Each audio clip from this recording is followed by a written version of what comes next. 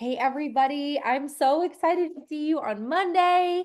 It is just cold. We already covered that prior to starting recording, and everybody is just kind of doing their thing and all that. So I want to just quickly move through just some things that we're going to start to see kind of transforming a little bit on our team and really taking hold in February.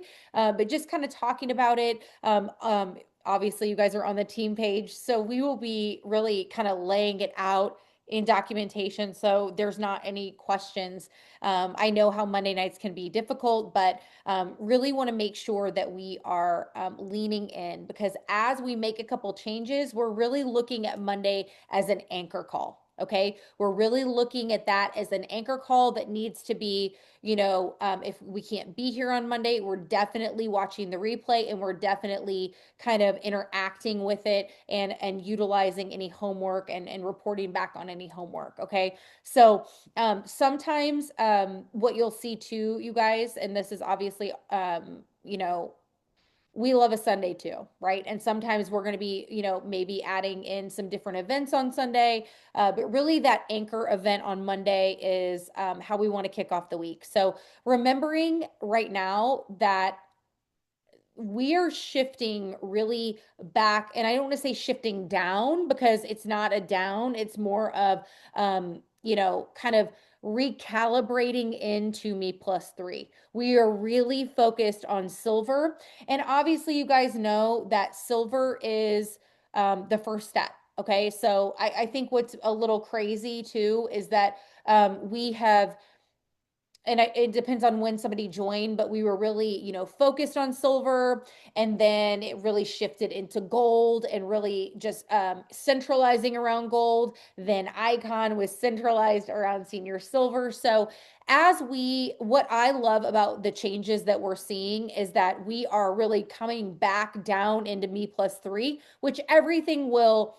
kind of just, you know, grow from that, which it always has. But I think the language with corporate needs to get back to just that me plus three. Okay, so the focus of our week obviously is always enrolling business builders. You always want to be focusing on having that conversation. And I want you to set a goal for yourself about how many of those conversations you want to have during the week, and don't let that number be one. Okay. We need it to be more than one. I don't want to hear that it's one. It needs to be more than one. We want to be booking conversations. If you are not in a place where you've got an upline that you can, gravitate or just ask to be doing a call with you, obviously, hopefully everybody on this call feels that you have that. But then also looking at how you can be that upline for your team, right? Setting some calls up for yourself, really kind of finding somebody to do a call or two with you with a builder, as your kind of peer or your, sponsor per se, but also what you're offering your team, how you're encouraging them to bring you people that want to work the business as well. And then obviously following it boldly. This week we have our call that is that diamond call, that call that I'm hosting, those four diamonds that they really talk about. And here's why it's a special call.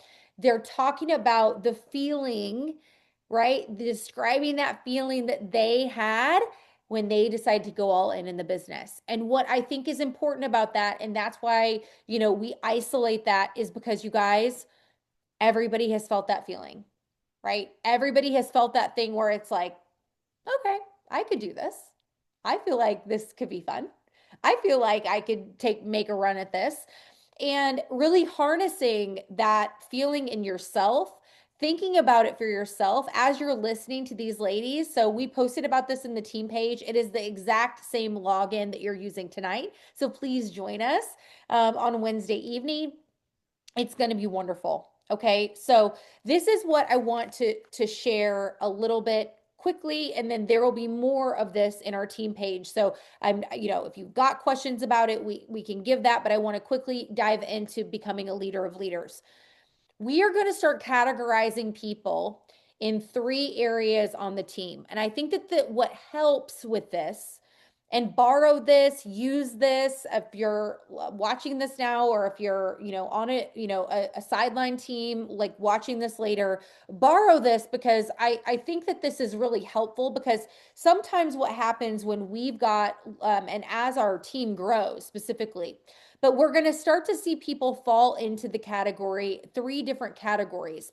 And of course, what we want to do is we want to help move people through the path, but also we want to acknowledge and just bless and release potentially someone who wants to stay at what we would call level one. So level one is kind of an observer, right? It's that community participant.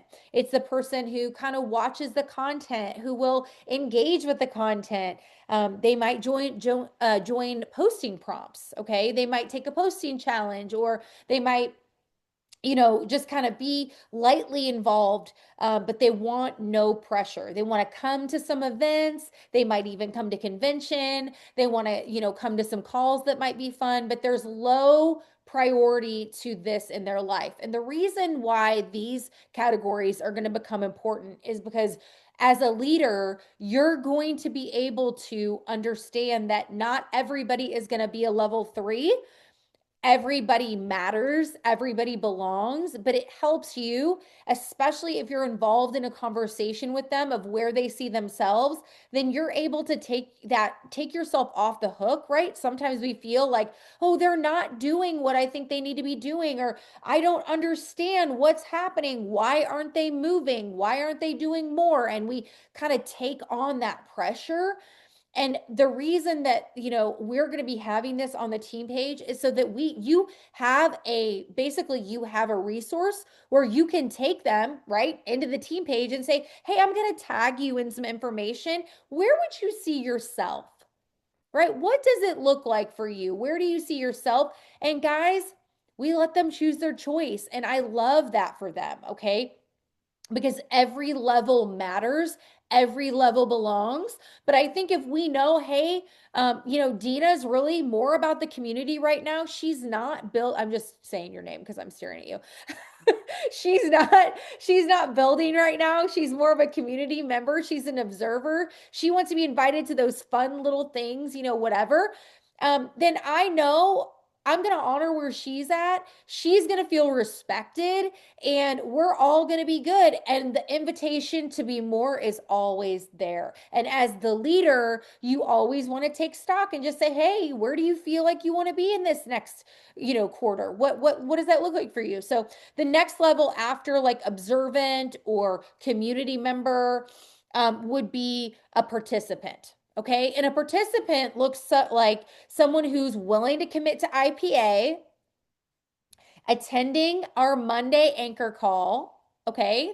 That's where we're at here. And guys, this is something that, these are all, we're defining these things right now, right? We're defining them right now. But I think the most important thing is that, moving forward, we're going to set expectations like, hey, if you're going to be a participant, we really expect you to be on Monday. Like, we really want you to be there. We want you to know what's coming. We want you to, if you can't watch it on Monday, I want you to watch it and then comment on the recording or whatever, guys. Like, does that make sense? So it's someone who's willing to post consistently as well, doing that IPA. Guys, they might not be like, I'm going to be a diamond, right? They're going to have a goal potentially, though. They're going to have somebody that they're committed. But they're not going to do what is considered what a builder would do. And I'm going to share with you what a builder would do. Okay. So a builder is doing all the other things, right?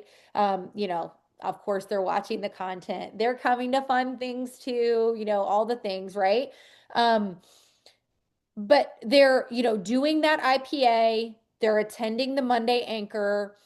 Now something I've already started, but you've seen is that we're weaving in these builder events, right? Wednesday coming up is a builder event. You want to invite women to that are interested, or that you see could be something in the business, happy customers, someone who you want to introduce softly and beautifully to the business that you see something in. you'll start to see me doing maybe 2 builder events a month. But a builder's coming to those, right? A builder is using those. They're using that as leverage into, kind of helping women in their life see what's possible for themselves. And really, again, that level 3 builder is shifting into a leader of leaders. Um, having, one-to-one business conversations, somebody who's a builder is really getting one-on-one coaching, at least from me.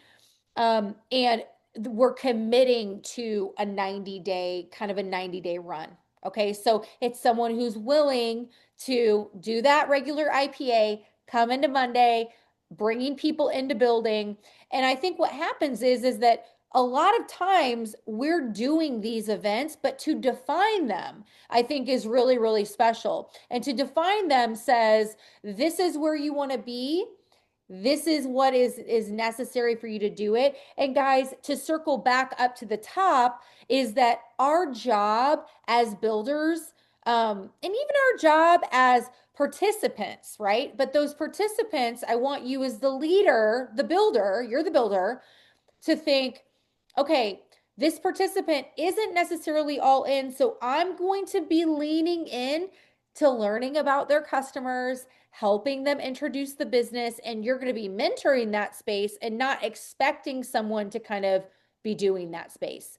I think that this is going to take us from great to greatest on this team. I feel like this is what we need to know how we're able to allocate our time. And so that here's the thing is, everybody belongs. I've said it a couple times tonight. Everybody belongs. This is not about level 3 is better than level 1, but level 1 deserves a respect of not being force fed something they don't want.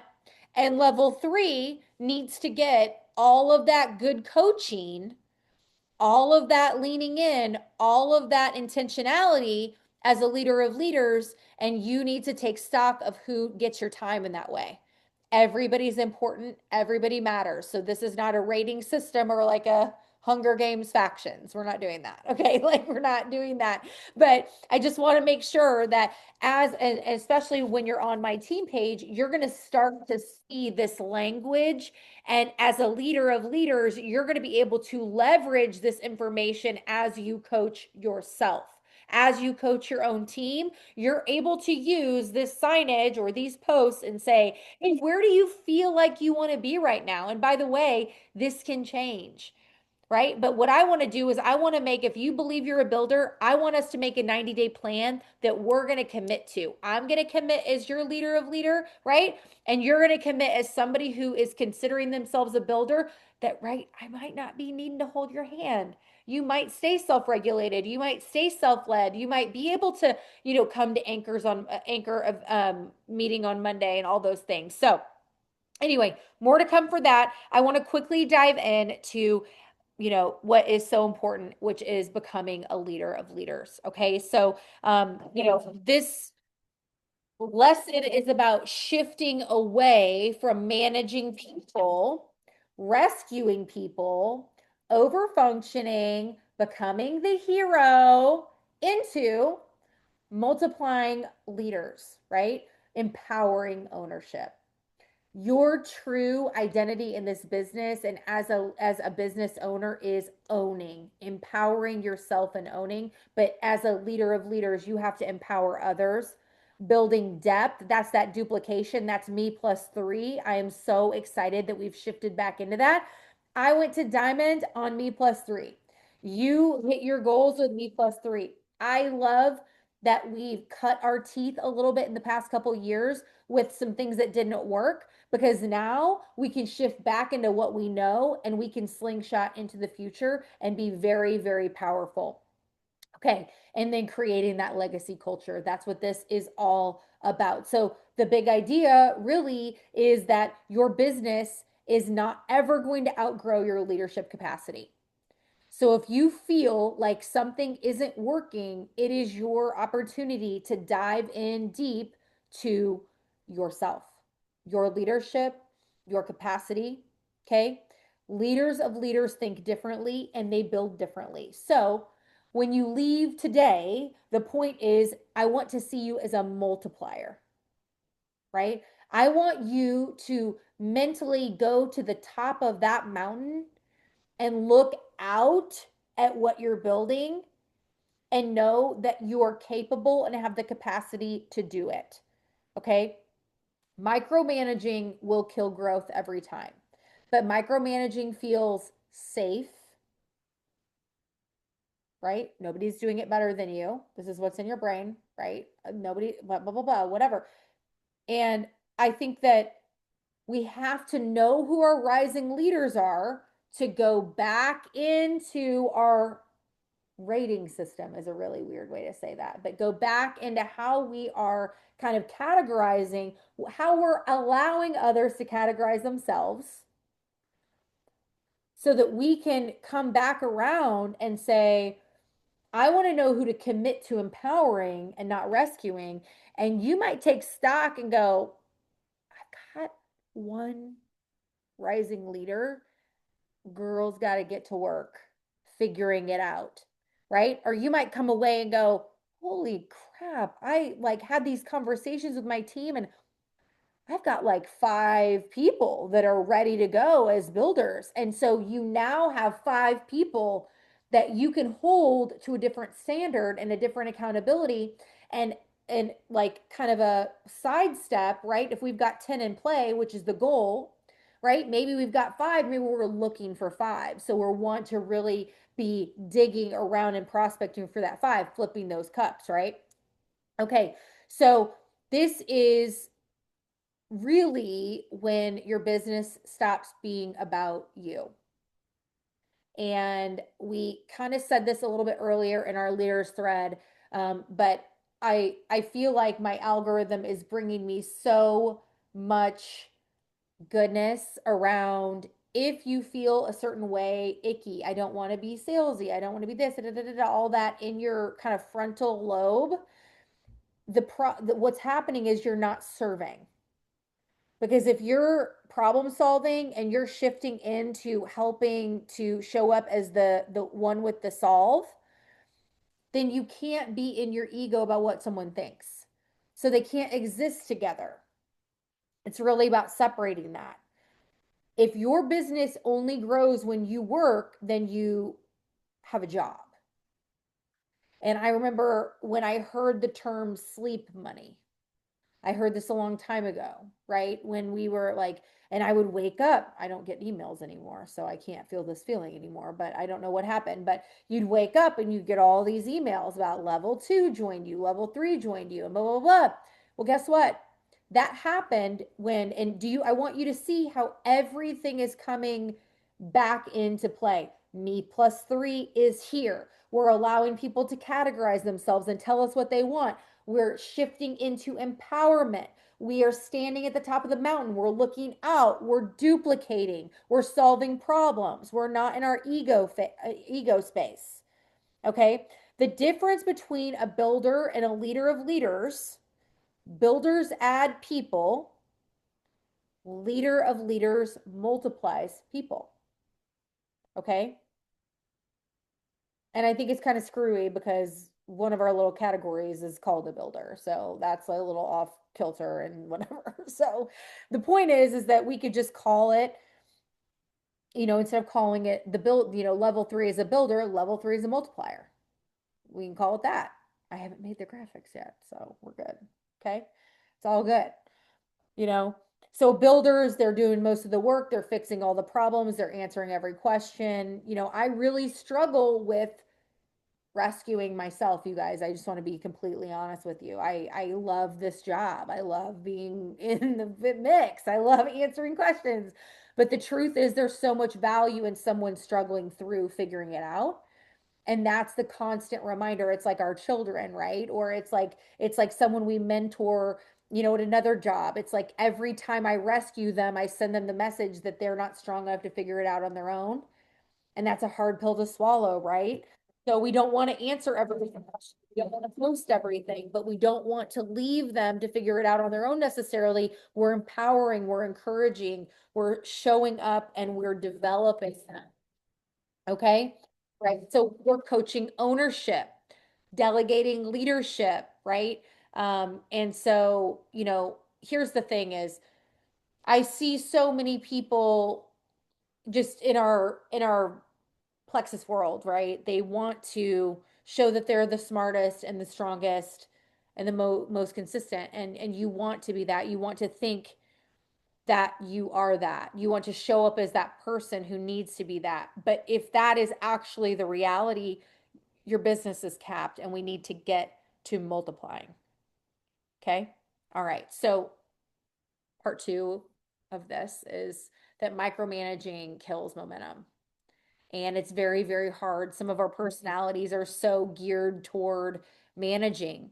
And, I think of like a teacher, and I'm not saying that teachers are all micromanagers, but they're just very like, I'm together and I've got this, color coded and this is how we're doing it. And we've got systems. And while these things are very, very important, the thing that is most important is that we help other people see what they can be in this. We vision cast, and if you didn't get to see our vision casting call from the last time, it's very, very important. I think it is the most important skill. But micromanaging creates fragile leaders. And I don't know if you've noticed that when I said that out loud, I thought I can think of a fragile leader or two. And I think it's because, you know, in certain setups, in certain situations, they're always looking for that person to tell them that they're okay. Okay.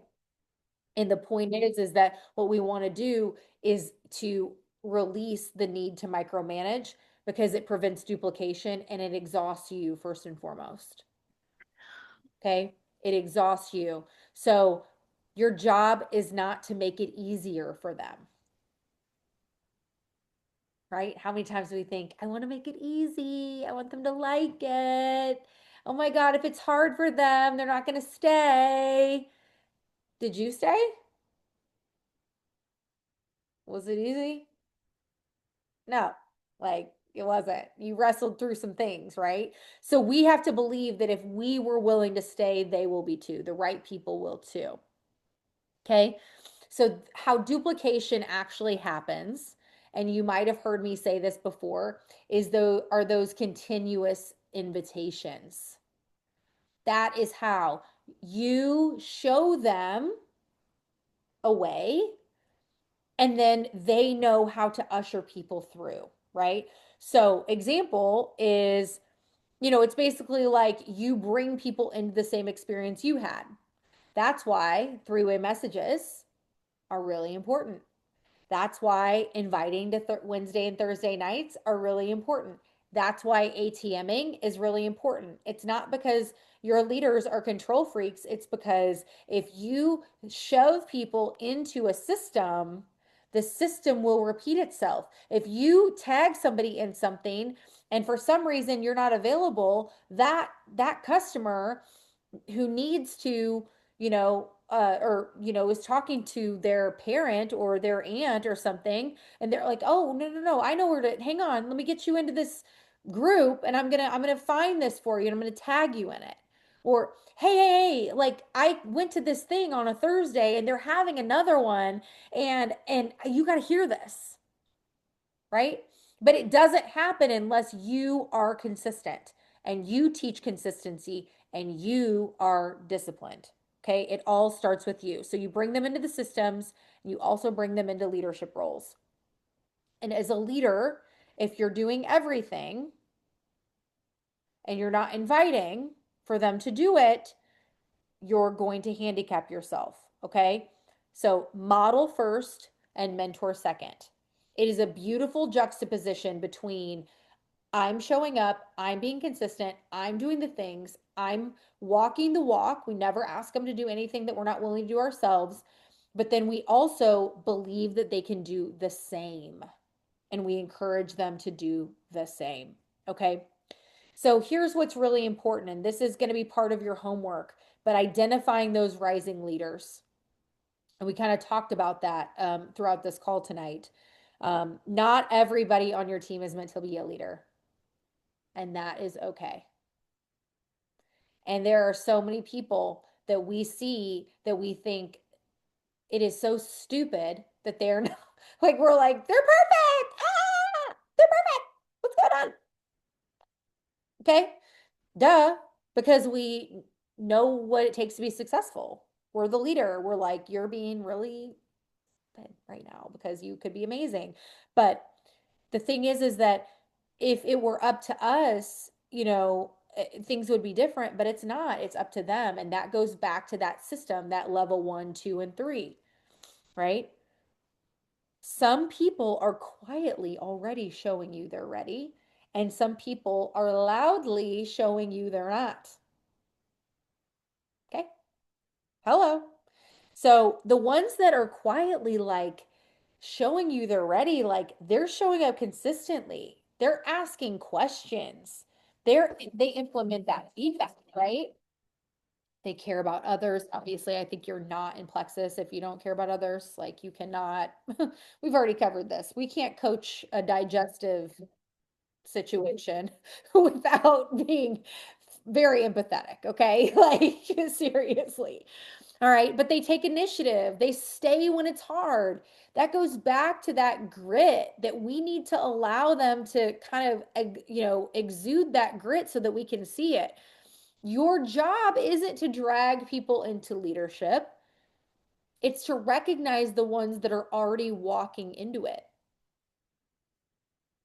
And you've got them, right? So the four traits, I would write this down, of that duplicatable leader, um, are, and this is what you want to be, right? You first want to show up as this coachable.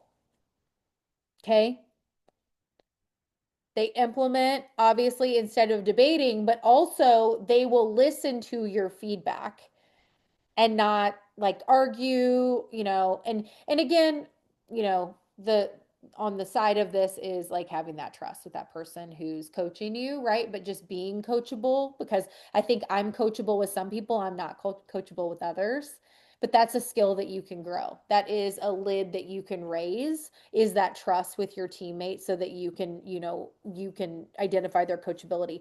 Two, consistent. They don't disappear when the emotions shift. How many people do you know that if they feel the vibes are off, they're not working that month, right? Like if they feel the vibes are off or someone else isn't doing something. And I think it really comes down to, um, co-regulating, how they co-regulate externally. And that's like totally a psychological thing. But like the point is that you just have to see, are they consistent?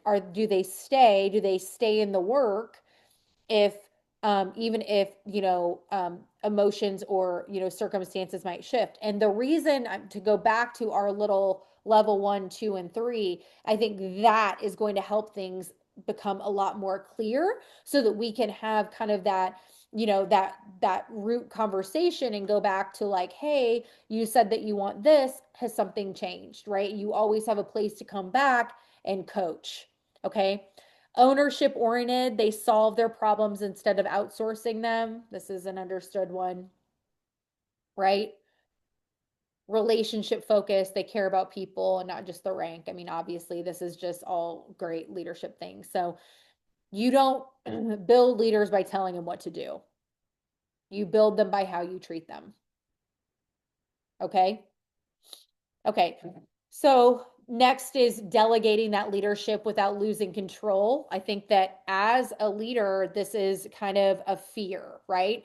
I'm either giving away all of it and I've lost control and all semblance of reality and I'm freaking out and I'm shaking, or I'm a tightly wound ball of stress and I'm doing everything for everybody. There's a middle ground, right? There's definitely a middle ground and there has to be. So I will tell you that this is the area that I struggle with the most. Okay. So I'm trying to take vulnerability into all these calls that I'm doing. And I'm telling you that this is, you know, this is where most leaders panic, but this is definitely where I panic a little bit. I try not to show it, but I'm like, am I okay? Um, it delegation is not chaos, okay? And it doesn't mean that you can't do it. You have to take the thought into it. This is growing them. They've said yes to growing, and this is my responsibility. And so it's all in the frame instead of this means I can't do it. This means I'm not strong enough. I'm not projecting this on anyone. This is literally my own little thing back here. Okay. So examples of this are asking somebody to host a power hour, right?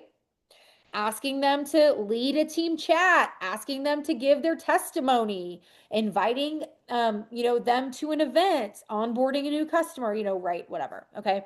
So if you don't give them the responsibility, they're not going to develop the confidence. Think about what helped you develop the most confidence.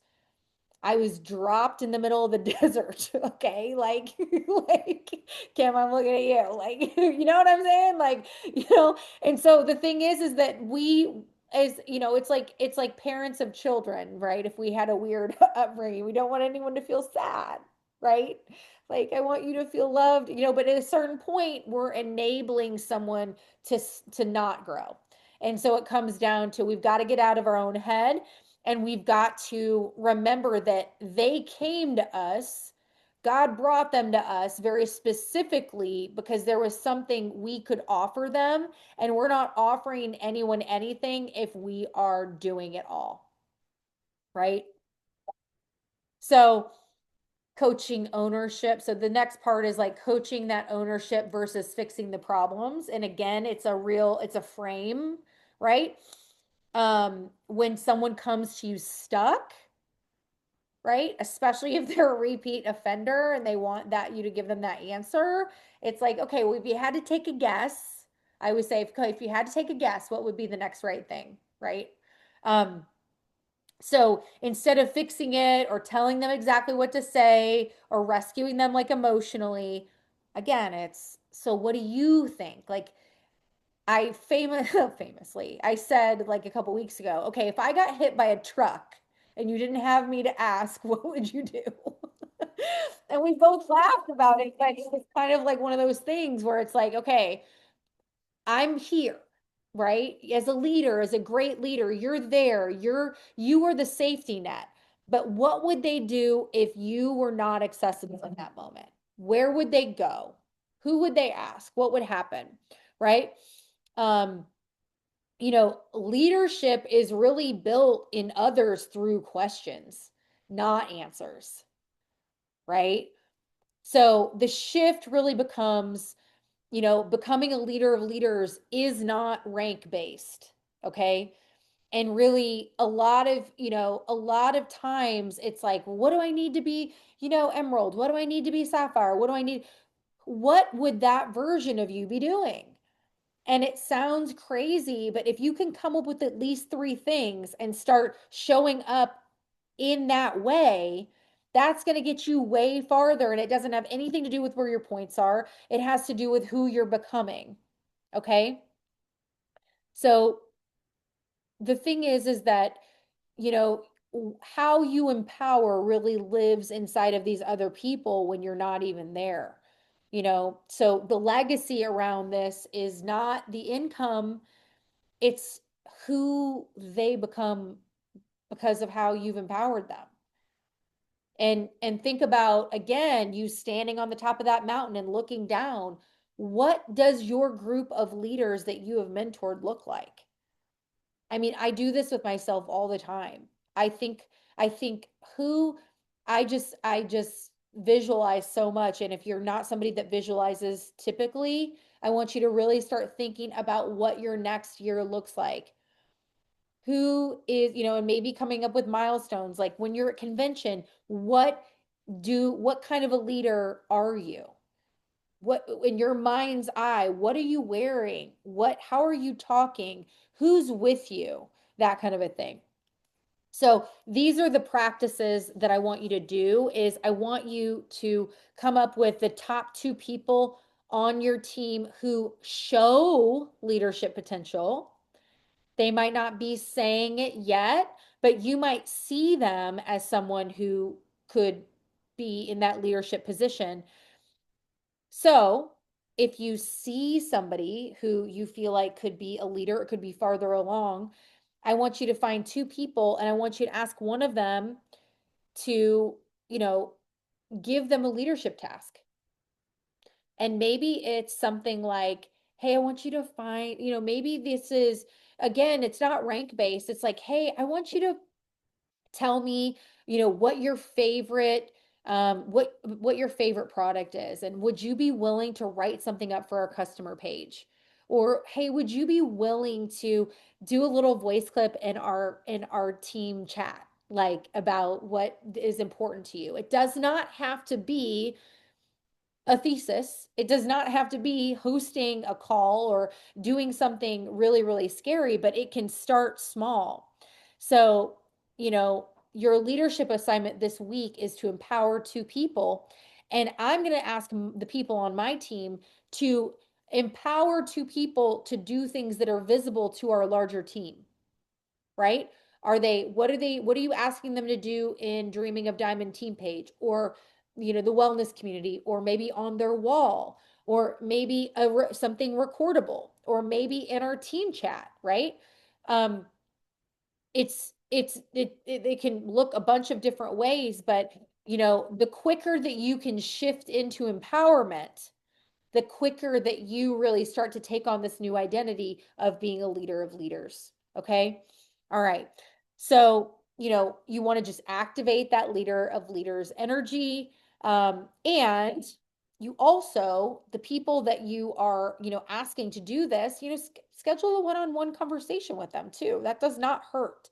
And that's when you're giving them that little assignment and just say, like, listen, I was listening to this lady squawking on Zoom the other day, and I thought of you right away. And I just see how you could really teach us this, or that you could really show up in leadership in this way, or you did this thing really great. I've known you in this for this many years, and this is what you bring to the table, right?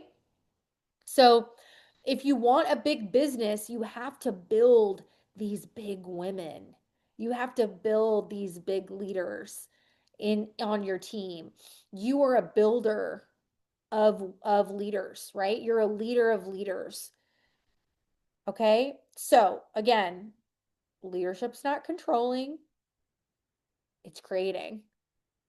It's helping others see themselves in a way that they haven't yet seen themselves. Go to that vision casting call. That with this is the ticket to any rank that you want to hit. I think it's all important. I love our series that we've done, but it's all important. So you don't scale the business by working harder, you scale it by building leaders. And by the way, you're going to work hard when you're building a leader, but it's a different type of work hard. Okay. I want to remind everybody that it is the bare minimum to do your own Me+3 this month. That is our standard. Okay. We do Me+3 and we teach Me+3. Okay. And we empower other women. All right. Thank you, girls, so much. Thank you for being here. More to come on, that levels that we were talking about. That'll get posted in the team page and become a lot more clear when it's kind of written out. All right. Okay. I love you guys so much. All right. See you later.